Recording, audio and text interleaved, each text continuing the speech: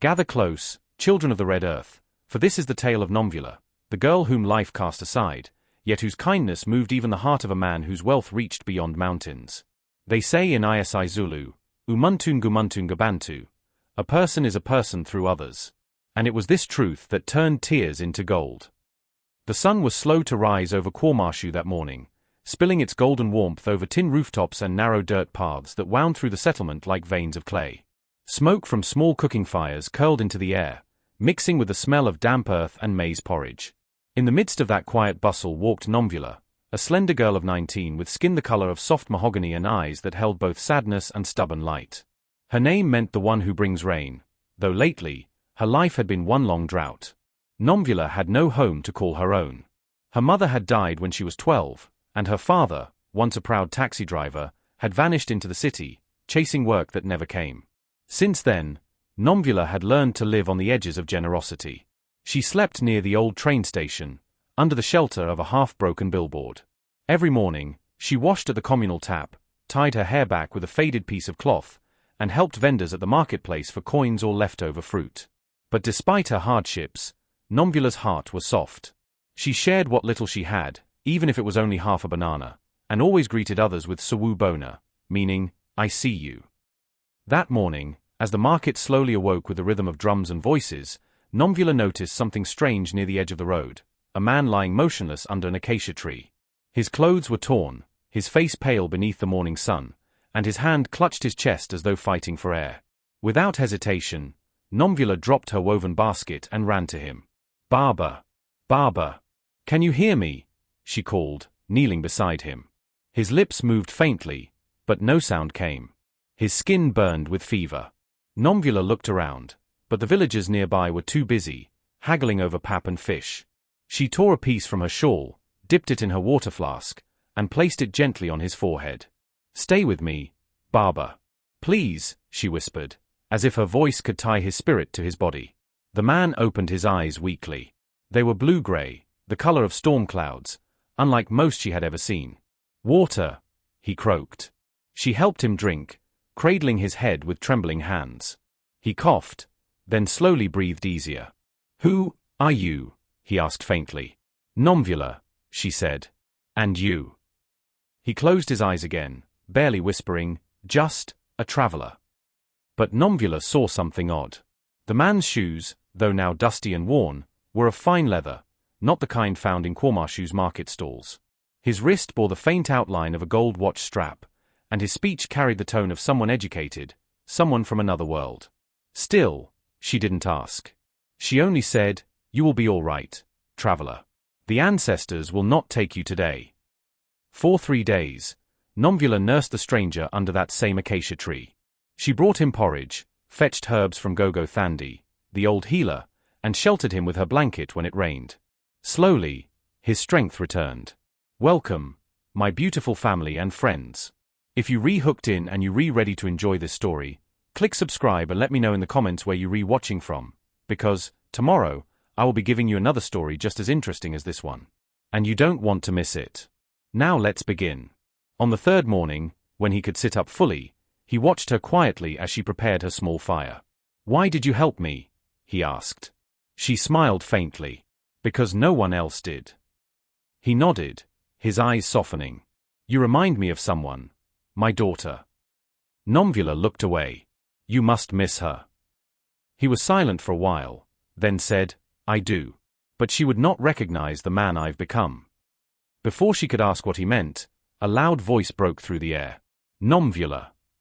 It was Sifo, the local vendor who sometimes paid her to carry bags. What are you doing wasting time with that stranger? You think kindness fills stomachs. Nomvula frowned but said nothing. The man looked at her with quiet respect. That man, Sifo continued, lowering his voice, is a burden. He could be a thief or worse. Nomvula rose to her feet. A man is still a man, Sifo, even when he falls. The stranger smiled faintly at her words, a flicker of warmth lighting his tired eyes. That night, while Nomvula was away fetching water, 2 men in black suits arrived in the village, asking questions about a missing businessman from Johannesburg whose car had been found crashed near the highway. The next morning, Nomvula returned to find the stranger gone. Her blanket was folded neatly, and beside it lay something she had never owned in her life, a small leather wallet. Inside it were a few R100 notes and a card embossed with the name Mr. Pieter van Zyl, a name that sounded important, too important for a man she'd met under a tree. She looked around, heart racing. Had he left? Was he coming back? And then she saw it, a tire track in the mud, leading away from the village toward the city road. Nomvula clutched the wallet to her chest, confusion and sadness swirling inside her. He didn't even say goodbye, she whispered. But deep down, something told her their paths were not yet done crossing. That evening, a black SUV rolled slowly into KwaMashu, its tinted windows glinting in the fading sun. A man in a suit stepped out, holding a photo of Nomvula, and the whole village watched as he asked, "Have you seen this girl?" In our world today, where many walk past those in need, what would your heart choose, comfort or compassion? The days that followed the stranger's disappearance rolled by slowly, like the lazy clouds drifting over the sugarcane fields beyond KwaMashu. Nomvula tried to return to her routines, fetching water, helping vendors, and sleeping under the billboard, but something within her had changed. Each night, she would hold the wallet he left behind and whisper into the darkness, "Njiyabonga, Baba, wherever you are. Thank you, Father." To her, the wallet wasn't a gift, it was a mystery. Who leaves behind money but takes nothing? Who vanishes after being saved? One morning, as the market stirred with chatter and the smell of roasted mealies, a sleek black SUV rolled into the dusty path once more. It was like a shadow falling over sunlight. The villagers paused, even the children stopped chasing each other. Out stepped two men in suits, polished, clean, and utterly out of place among the barefoot vendors. The first man carried a folder. The second held a tablet with a photo displayed, a photo of Nomvula, her eyes looking up shyly, taken from afar. "Excuse me," one of them said in crisp English, "we are looking for this young woman." A wave of murmurs rippled through the market. Some people stared. Others frowned. Nomvula, standing near the maize stall, froze. Her heart thundered in her chest. Sifo, ever bold, stepped forward. "And what do you want with her? She hasn't stolen anything." The man smiled thinly. "We're not the police. Mr. Van Zyl simply wants to see her." Van Zyl. Nomvula repeated under her breath. Before she could think, she stepped out from behind the stall. "I'm Nomvula." Both men turned toward her immediately, almost in relief. "Please," said the one with the folder, "come with us. Mr. Van Zyl has been searching for you since he was discharged from the hospital." Nomvula blinked. "Hospital?" "Yes. He was very ill. You saved his life." The villagers gasped. Sifo's jaw dropped. But Nomvula didn't move. She looked down at her torn dress, her calloused feet, her simple shawl. Why would a rich man look for me?" she whispered. The man's expression softened. "Because you showed him something money cannot buy." That afternoon, the SUV carried Nomvula out of KwaMashu for the first time. The dirt roads gave way to smooth tar, and the breeze carried scents of eucalyptus and ocean salt. Her reflection in the tinted glass looked nervous, small. "Don't be afraid," said the driver kindly. "He is a good man." They drove for nearly 2 hours before reaching the outskirts of Durban. There, among the rolling hills and sea wind, stood a mansion of white walls and glass windows, the kind Nomvula had only ever seen on television in the shops that played soap operas. Security guards bowed as the car passed through the gates. When they stopped, a tall man stood at the entrance, wearing a simple white shirt, his hair now neatly cut, his blue-grey eyes alive again. It was him. The stranger from the acacia tree. Nomvula stepped out slowly. For a moment, they only looked at each other, the man's gaze full of gratitude, hers full of disbelief. "Nomvula," he said softly, "you came." She nodded, voice trembling. "You didn't say goodbye." He smiled faintly. "If I had, I might not have left." Then he turned to the men. "Leave us." When they were alone, he gestured toward a nearby bench under jacaranda tree. "Sit with me." Nomvula hesitated. Her bare feet felt awkward against the marble tiles, but she followed. "I owe you my life," he began. "The day you found me, I was not only sick, I was lost. My car had crashed, and I had been walking for hours. I thought the end had come. But then you appeared, like rain after drought. She looked down. You would have done the same. He shook his head. Many would not. You had nothing, yet you gave me everything. Silence hung between them, heavy but warm. Then he said, My name is Pieter van Zyl. I own a company in Johannesburg, real estate, manufacturing, some hospitals. When I fell ill, I was running from my own life. The pressure, the loneliness, it consumed me. You reminded me of what truly matters. Nomvula said nothing, though her heart was a whirlwind. He continued, I looked for you to thank you, and to offer something that might change your life. He reached into his coat and handed her an envelope. Inside was a scholarship letter, a full sponsorship for nursing school in Durban. Tears filled her eyes. Baba, I don't deserve this. You do, he said firmly. You saved me when I was a stranger. Now, let me help you build your future. Nomvula bowed her head, overcome with emotion. But not everyone in Pieter's world was as kind-hearted. As Nomvula entered the mansion for tea, a woman appeared from inside, tall, elegant, and cold-eyed. She was Pieter's daughter, Annelies. She froze at the sight of the barefoot girl and turned sharply to her father. Who is this, Daddy? The servants exchanged glances. Nomvula felt her cheeks burn. Pieter stood. This is the girl who saved my life. You will show her respect. Annelies's lips curled slightly. Respect? She looks like she belongs in the servants' quarters. Nomvula flinched. But Pieter's voice thundered. Enough. You forget yourself, Annelies.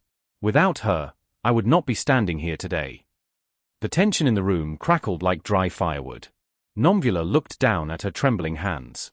The words stung, not because they were cruel, but because they reminded her of where she came from. Later that evening, she tried to slip away quietly. She couldn't bear the weight of luxury that wasn't hers. But as she reached the gate, Pieter's voice called out behind her. Nomvula, where are you going? She turned, tears shining in the moonlight. Back home. I don't belong here.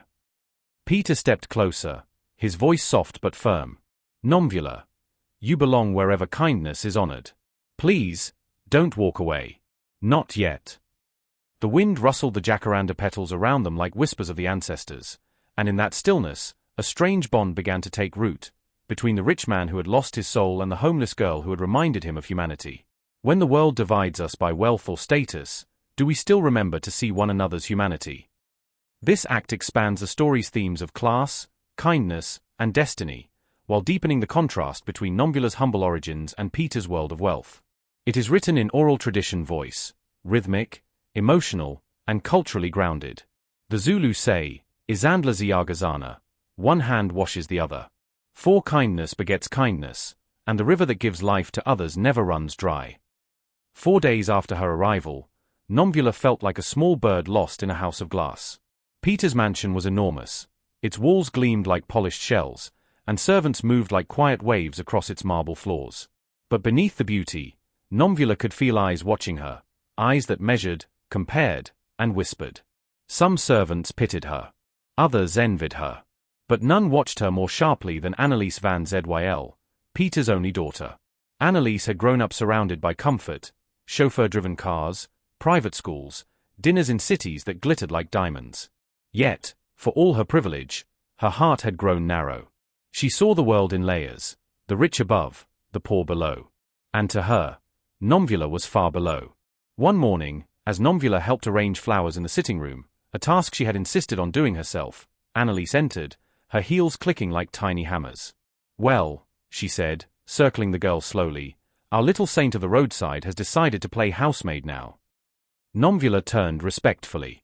No, Miss Annelies. I only wanted to be useful. Annelies smiled tightly. Useful? My father already gave you a scholarship, food, and clothes. Isn't that useful enough? Nomvula lowered her gaze. It's more than enough. But my hands are used to working. If I sit still, they feel empty. Pieter, who had been listening from the doorway, entered the room. A woman who works is a woman with purpose. You could learn from her, Annelies. Annelies flushed. Father. But Pieter only smiled gently. Come, my daughter. Let us have breakfast together. Nomvula, join us. The servants froze. It was the first time in the house's history that a girl from the streets was invited to dine at the main table. At the table, the silverware gleamed, and the air smelled of roasted beef and cinnamon tea. Nomvula sat nervously, afraid to touch anything. Pieter spoke kindly, asking her about her dreams. "I want to become a nurse," she said softly. "To help others as I helped you." Anneliese raised an eyebrow. "A noble dream. But do you even have the education for university?"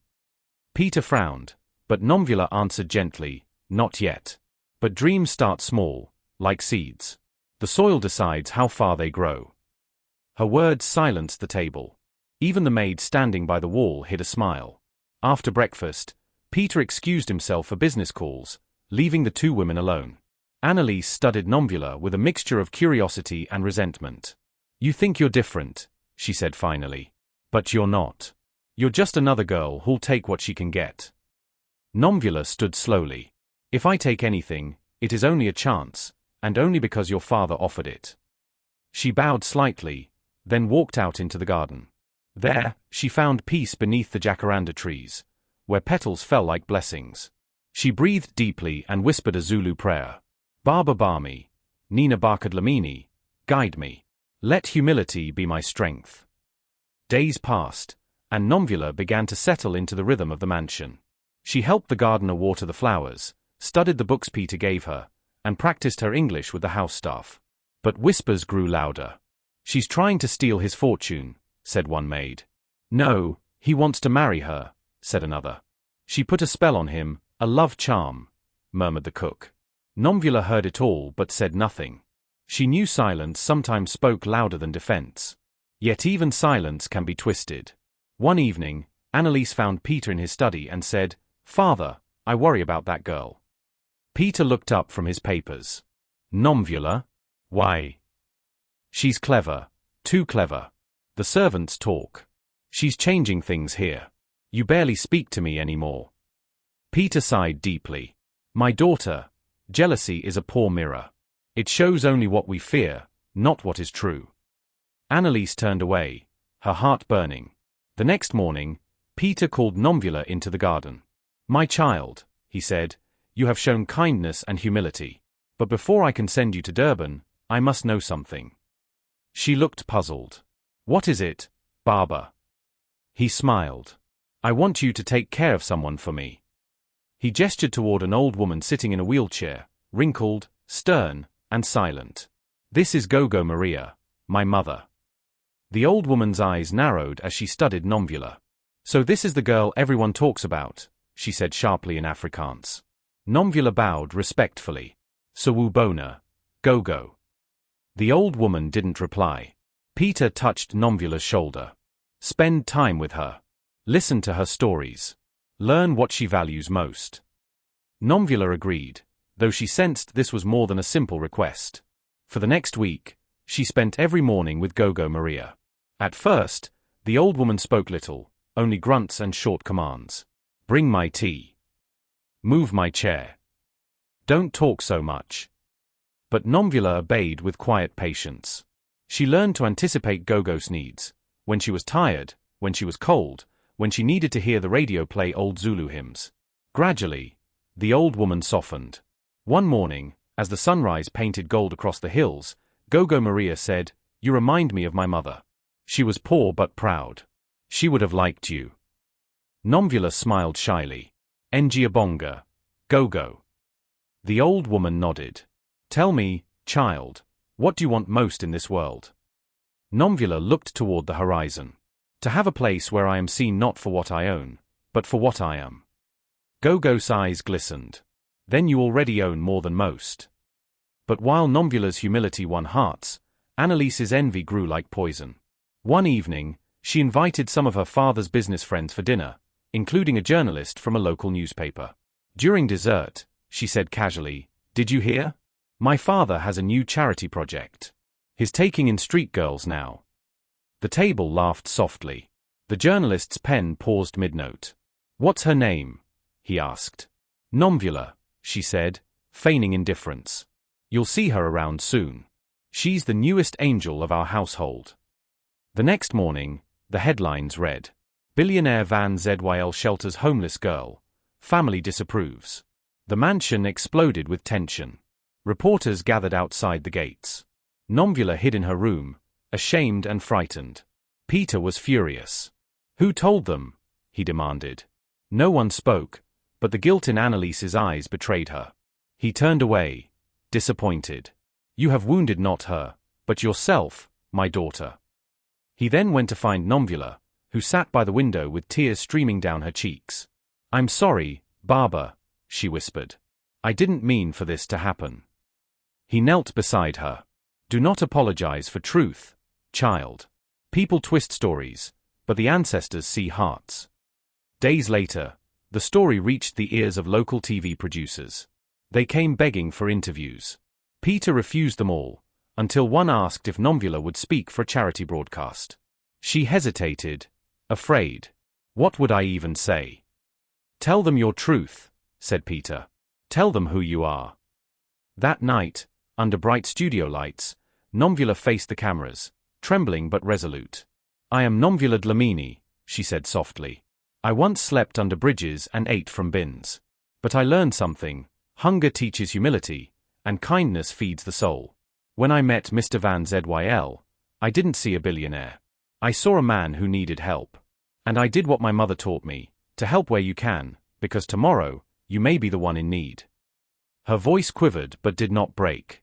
Across South Africa, her words touched hearts. People sent letters, donations, and prayers. Even Annelies watched, tears she didn't expect falling silently down her cheek. That same night, Pieter's lawyer arrived with startling news. The company board wanted him to step down. The scandal, they said, has made investors uneasy. But Pieter only smiled faintly. If goodness costs me wealth, then it is a price worth paying. That night, Nomvula dreamt of her mother for the first time in years. She stood in a field of wildflowers, her mother's face glowing softly. My daughter, she said, the rain you bring will fall on many hearts. But remember, not all who stand in your sun will love your light. When Nomvula awoke, she felt both peace and purpose. She went to the garden and found Annelies sitting alone, staring into the distance. Why did you help my father? Annelies asked quietly. Nomvula looked at her. Because no one else did.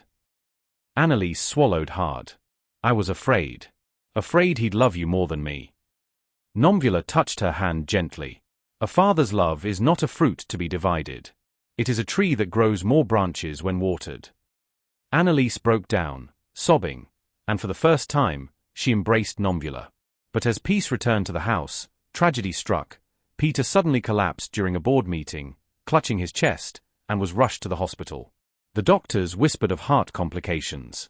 Nomvula prayed through the night, tears mixing with rain on the hospital steps. Please, Baba, not now, not after all we've healed. The answer would come, but not as she expected.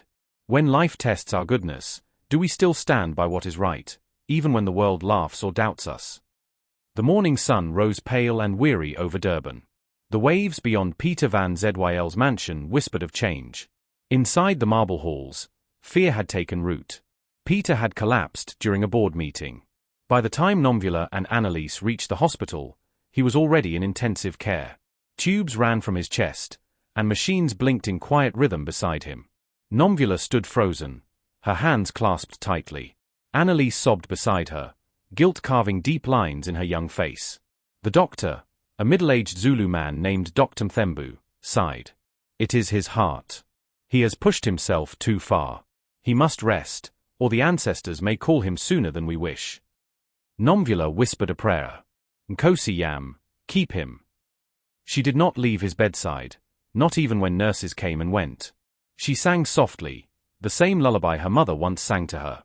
Thula, Thula, Nganyami, the stars watch you, the ancestors guard you.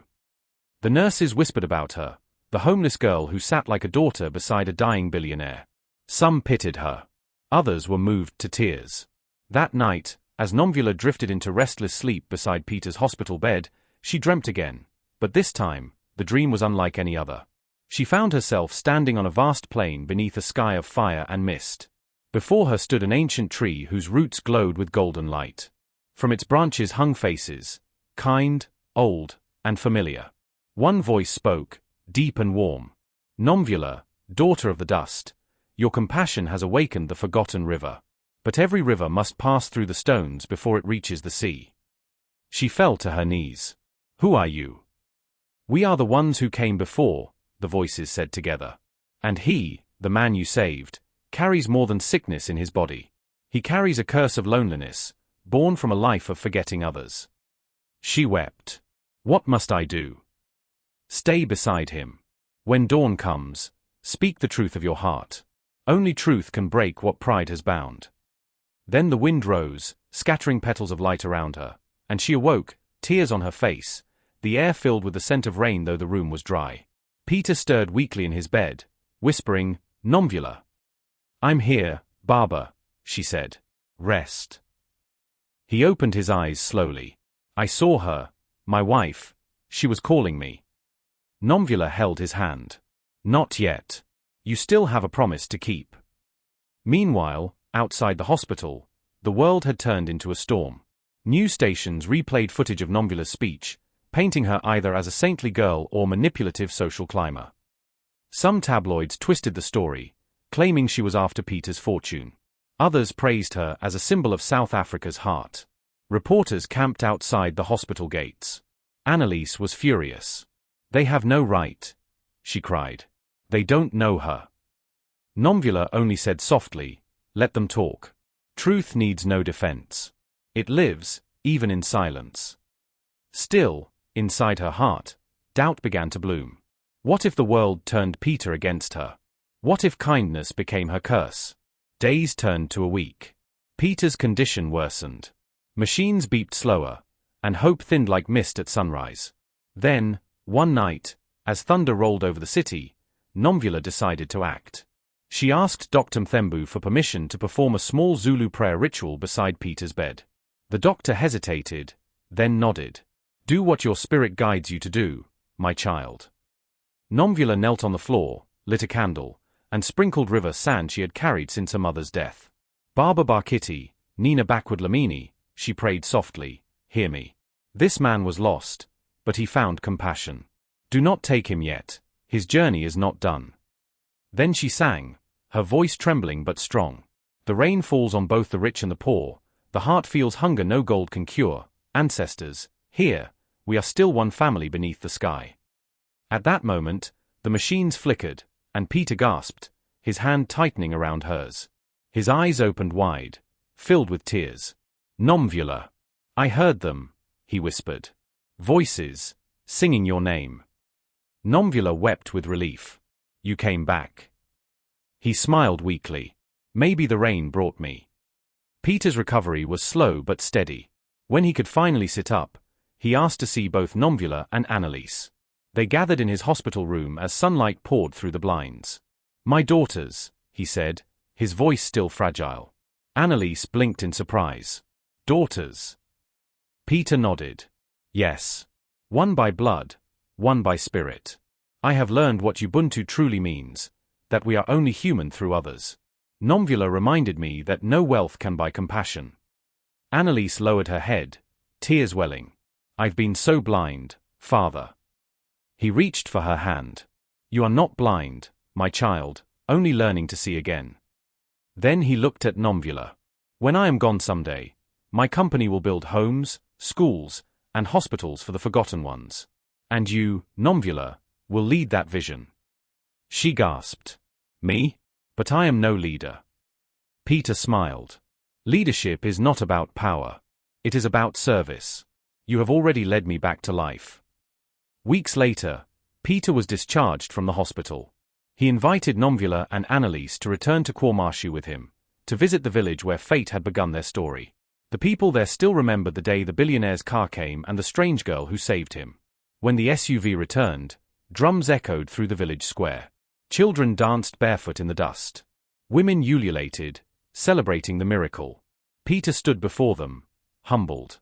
This village gave me life twice, once by chance, and once through this young woman's heart. Nomvula stepped forward, tears glistening. I am not special, she said. I only did what my mother taught me, to be human. The crowd cheered. Even Sifo, The market vendor who had once mocked her bowed deeply. "Forgive me, Nomvula," he said. "I judged without seeing." She smiled gently. "We all learn." As the celebrations continued, a man approached Pieter quietly, a lawyer from Johannesburg. "Sir, there's an issue with your company's will. Some board members intend to block Nomvula scholarship and seize your assets, claiming you are unfit to lead." Pieter's face darkened. "So greed rises again." Nomvula touched his arm. "Then we will face it with truth."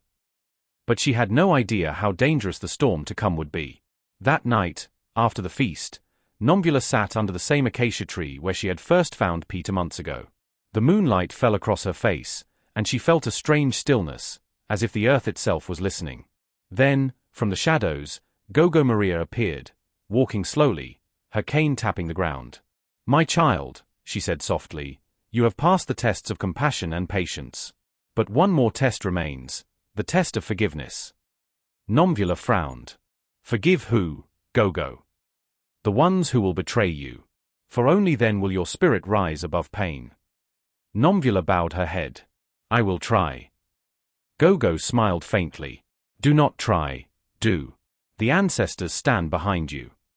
Then she turned and vanished into the night mist. Back in Durban, Anneliese began changing too. She spent her days visiting hospitals and orphanages with Nomvula, learning humility through service. One afternoon, while cleaning a ward, she looked up at her father and said, "I used to think money made us untouchable. But I see now, wealth means nothing if our hearts are poor." Pieter smiled. "Your mother would be proud." Nomvula nodded. "And the ancestors too." But their peace was short-lived. One morning, Pieter's lawyer arrived again, this time with devastating news. "Sir, the board has voted you out. They've frozen your accounts. Everything, the mansion, the business, gone."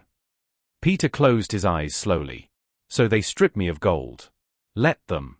I still have what matters." Nomvula placed her hand on his. "We will rebuild. Even dust can bloom when it rains." But deep within, she wondered, how do you rebuild a life when the world takes everything away? When everything you value is taken away, do you still hold on to the spirit of Ubuntu, knowing that the greatest wealth is the kindness we share? The following weeks felt like walking through thunderclouds. Pieter's wealth was stripped overnight. His company, Van Zyl Holdings, was seized by ruthless partners who hid their greed behind smiles. Newspapers now painted him as a fallen magnate, the billionaire betrayed by his own. The mansion by the ocean grew cold. Servants left. Anneliese wept quietly each night, torn between fear and guilt. But Nomvula, though shaken, stood strong. "The ancestors did not bring us together for comfort," she said softly. "They brought us together for awakening." Pieter looked at her, weary but grateful. "You speak as though you've seen the world's heart." She smiled faintly. "Perhaps I've seen enough hunger to know what truly feeds a soul." Without their fortune, the family had to leave the mansion. Pieter, Anneliese, and Nomvula moved to a small rented home near the outskirts of Durban, not far from the informal settlement where Nomvula had once slept. The irony stung. Reporters camped outside again, now with mockery instead of awe. One day, as they unpacked boxes, Nomvula caught Anneliese sitting alone by the window, holding a faded photo of her late mother. "She would hate this," Anneliese whispered bitterly. "To see us living like this." Nomvula knelt beside her.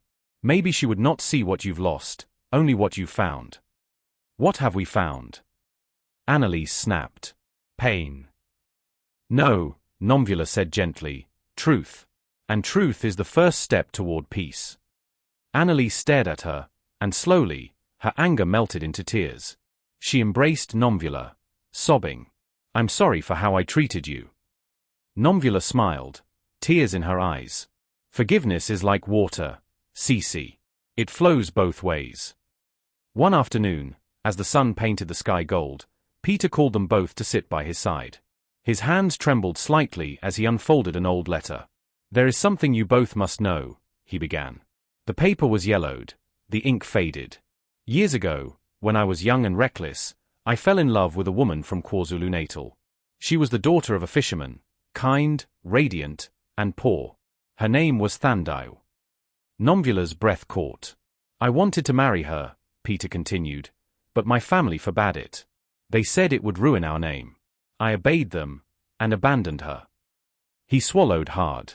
When I heard she died giving birth to a child, I buried the guilt beneath work and money. Annelies frowned. You mean? Yes, Pieter said softly. That child was you, Nomvula. The room fell silent. Only the sound of wind rustling the curtains filled the air. Nomvula's eyes widened, tears forming. No, it cannot be. I did not know until the day you found me, Pieter said, voice breaking. Your eyes, they were Thandai's eyes. When I looked at you, something in my soul knew. Nomvula clutched her chest, breath trembling. All this time, I called you Baba out of respect. I did not know it was truth. Annelies gasped, covering her mouth. Then, your sisters. Nomvula nodded weakly. By blood and by spirit. Pieter wept. Forgive me, my child. I spent a lifetime searching for gold, yet the truest treasure was the one I left behind. Nomvula fell to her knees and took his hands. Baba, the ancestors planned this. They brought us together, through pain, through poverty, so that love might find its way home. That night, thunder rolled across the horizon. Nomvula sat outside, the cool rain kissing her face. In the lightning's flash, she saw a familiar figure standing near the gate, Gogo Maria, radiant in white robes. My child, the old spirit said, the circle has closed. You have restored what was broken. Nomvula bowed her head. I am grateful, Gogo. But what now? The world still takes from us. Gogo Maria smiled. When the river knows its source, it cannot run dry. Your father's wealth may have vanished, but his heart is reborn. That is wealth eternal. Nomvula asked, will the world believe in goodness again? The spirit touched her forehead. You must show them, through courage, not comfort. Then she faded like mist, leaving behind only the scent of burning sage and the sound of ancestral drums echoing faintly in the wind. The next morning, a black luxury car pulled up outside. From it stepped Richard du Plessis, Pieter's former business partner, the man who had orchestrated his downfall. He wore a smug smile. Pieter, old friend. You've made quite the spectacle. The mighty Van Zyl, saved by a street girl. How poetic. Pieter rose slowly, weak but steady. Why are you here? To offer a deal, Richard said. Sign over your remaining patents and I'll grant you a small pension. Or stay stubborn and lose everything, including your reputation. Nomvula stepped forward, her voice calm but firm. You already took his gold. Must you take his dignity too? Richard sneered. Ah, the orphan speaks. She met his gaze, unflinching. An orphan has nothing to lose but her truth. Can you say the same? For a moment, Richard's smile faltered. Then Pieter said quietly, Get out, Richard. The days of buying my silence are done. Richard's eyes hardened. You'll regret this. He turned to leave, but as he reached the gate, thunder cracked above him, and he slipped in the mud. The villagers nearby laughed softly, whispering, The ancestors do not sleep. Days later, Nomvula visited the riverbank, the place where she had once washed her face in muddy water and prayed for a new life. Now, she came not as a beggar, but as a daughter. She knelt by the water and whispered, Thokoza, Mama, I found him. I found the man you loved. The wind rustled the reeds in reply. Then, for a moment, the reflection in the water changed. She saw a woman smiling back at her, eyes warm and kind. Be at peace, the voice said softly. The seed of love you carried has grown. Nomvula wept. I will carry our name with honor. And the reflection faded, leaving only ripples dancing across the surface. Word spread quickly through KwaMashu. The billionaire had fallen, but the homeless girl had become his daughter. The people gathered in the square to hear their story. Elders, children, mothers, all came, dressed in brighter Zulu attire, the air alive with drums and song. Pieter stood on a wooden stage beside Nomvula and Annelies. He spoke with humility. My brothers and sisters, he said, I was once blind to the truth of Ubuntu. I built walls instead of bridges. But this daughter, my daughter, taught me that the greatest fortune is to give. The crowd murmured in awe. Nomvula stepped forward. We will build again, not for profit, but for people. A home for every child who sleeps beneath the open sky. A clinic for every mother who cries for medicine. This is our promise. The crowd erupted in cheers. To bless the new beginning, the Induna, village elder, performed a ritual. He poured water from a calabash over Pieter's hands and then over Nomvula's. This water, he declared, flows from the same source, though it finds different paths. May father and daughter walk together as river and sea. Drums thundered. Women ululated. Children danced in circles. Anneliese placed a hand on Nomvula's shoulder and whispered, "I will help you build this dream." Nomvula smiled. "Then let us begin with love." Just as the celebration reached its peak, a messenger arrived from Johannesburg, holding a sealed envelope. He handed it to Pieter with trembling hands. "It's from the Constitutional Court," he said. "They have reopened your corruption case. Someone has accused you of fraud, again." The drums fell silent. Nomvula stared at her father. "What does this mean?" Pieter exhaled slowly.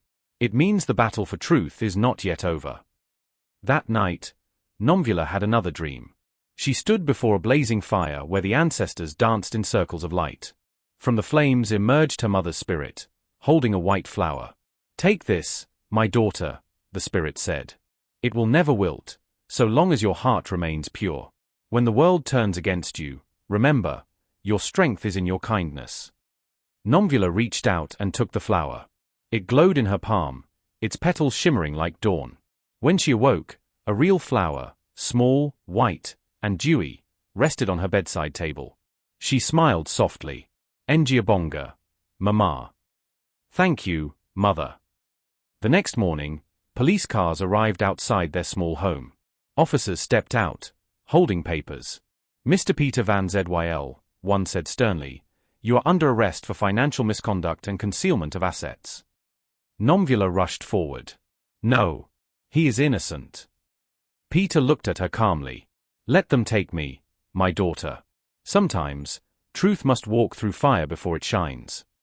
As he was taken away, Nomvula's heart broke, but in her spirit, she heard Gogo Maria's whisper. "The test of forgiveness has begun." When someone you love is accused and the world doubts them, will you stand by them, not out of blind faith, but out of the wisdom of the heart?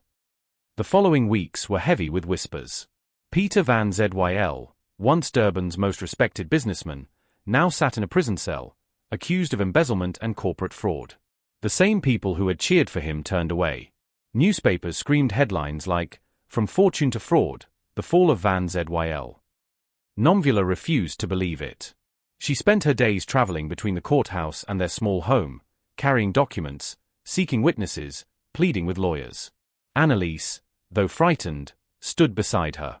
"Nomvula," she said one night, "why fight so hard for him? The world has already decided he's guilty." Nomvula looked at her softly. "Because truth is not decided by the world. It is decided by what we do when the world stops listening."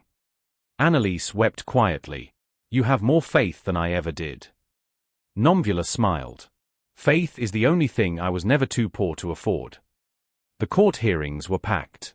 Reporters filled the aisles, their cameras flashing like restless spirits. Pieter sat in the dock, pale but dignified, dressed in a simple grey suit.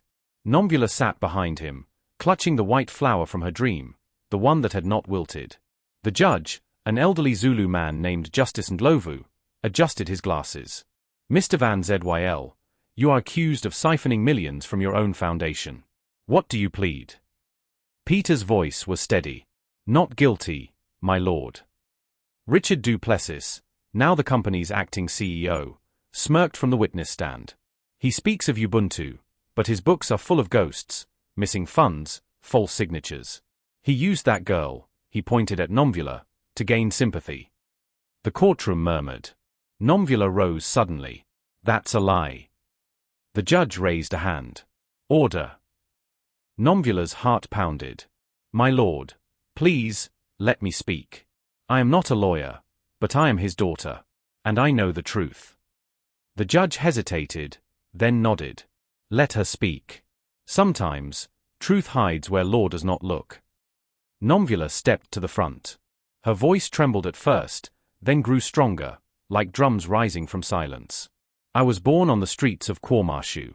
I had no name, no home, no hope. Yet the man you call a thief gave me shelter, food, and a father's love. He didn't steal money, he gave it. I saw the receipts with my own eyes. He poured his fortune into building homes and hospitals for children like me. If kindness is a crime, then let us all be guilty. The courtroom was silent.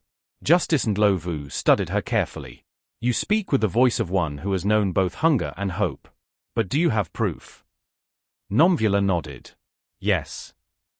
She reached into her satchel and pulled out a small wooden box wrapped in cloth. Before his arrest, I found this in his study. It contains the original ledgers, and a flash drive with records of every donation he made. They were hidden beneath the floorboard of his old office. Richard's face drained of color. That's impossible. Justice Ndlovu held up a hand. We shall see. The evidence was examined. Page by page, the truth unfolded. Pieter had been secretly funneling money into a private humanitarian fund under Nomvula's name. The missing millions were not stolen. They had been given to the poor, without credit or publicity. A stunned silence filled the room. Suddenly, as if the heavens themselves were listening, the lights in the courtroom flickered. A warm breeze swept through the open windows, carrying the faint scent of sage and rain. Pieter looked up, his eyes wet. Thandai, he whispered. Nomvula felt it too, a presence behind her, gentle yet vast. The air shimmered, and for a brief moment, everyone heard it. The truth cannot die where love has lived. The judge froze. Who said that? No one answered, only the wind sighed softly through the rafters. Justice Ndlovu looked at Pieter and said quietly, this court recognizes not just man's law, but the law of conscience. Mr. van Zyl, you are free. The courtroom erupted. Anneliese wept openly, embracing her father. Nomvula knelt, overwhelmed. Outside the courthouse, the crowd had gathered. Cameras flashed, voices rose. But this time, they sang, not shouted. Women ululated, chanting Nomvula's name. Reporters thrust microphones forward, but she only said, I am not a hero. I am a daughter of the Zulu soil. My father was lost, but he is found. May we all find our way back to humanity. Pieter raised his hands and said, let this victory belong not to me, but to every forgotten soul who still believes in Ubuntu. The crowd cheered. Children danced in the street. Even the clouds seemed to break apart, revealing a sky of soft blue. Months later, a new foundation was born, the House of Ubuntu. It was built on the same land where Nomvula had once slept under tin roofs and rain. Now, rows of colorful houses stood where shacks had been. Each door bore a small carving of a river, symbolizing the journey from despair to renewal. Nomvula directed the foundation with Anneliese by her side, while Pieter advised from the background, living a quiet life among the very people he once overlooked. On opening day, villagers, elders, and children gathered again. Gogo Maria, now fully spirit, appeared only to Nomvula, standing by the acacia tree. You have done well, my child, the spirit said. You turned sorrow into sanctuary. Remember, the story of Ubuntu never ends, it flows like water, carrying every heart it touches. Nomvula bowed her head. Ngiabonga, Gogo. To celebrate the foundation's first anniversary, the community held a great festival. Drums echoed through the valley, women in brightest Idwaba skirts danced, and the scent of roasted maize and stew filled the air. Pieter, though frail, joined them, wearing a simple Zulu shirt. Children surrounded him, touching his hands, laughing. Nomvula took the stage. This home was not built by money, she said. It was built by hands that once trembled, hearts that once broke, and spirits that refused to forget kindness. She raised her arms and proclaimed, let no one in this land sleep without love, food, or hope again. For we are one people, one heartbeat, under the same sky. Thunder rolled softly, as if the ancestors applauded. That night, long after the festival ended, Nomvula walked to the river. The moonlight shimmered on the water like silver threads. She closed her eyes and whispered, Mama, Baba, are you proud? A soft wind stirred, and she heard two voices, one tender, one strong, intertwining. We are. And now the river runs free. Nomvula smiled through tears. She took the white flower from her pocket and set it afloat on the current. It glowed faintly, drifting away until it vanished into the distance. Then she turned toward the lights of the village, her village now, where laughter rose, and the rhythm of drums called her home. Years later, when Nomvula's story became legend, griots would tell it around the fire.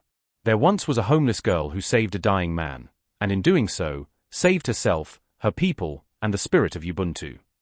They would end with the proverb, "A river that forgets its source will dry, but one that remembers will flow forever."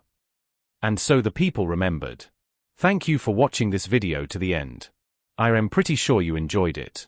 We have a lot of other interesting and beautiful stories lined for you already, so click on the image showing on your screen to watch the next one.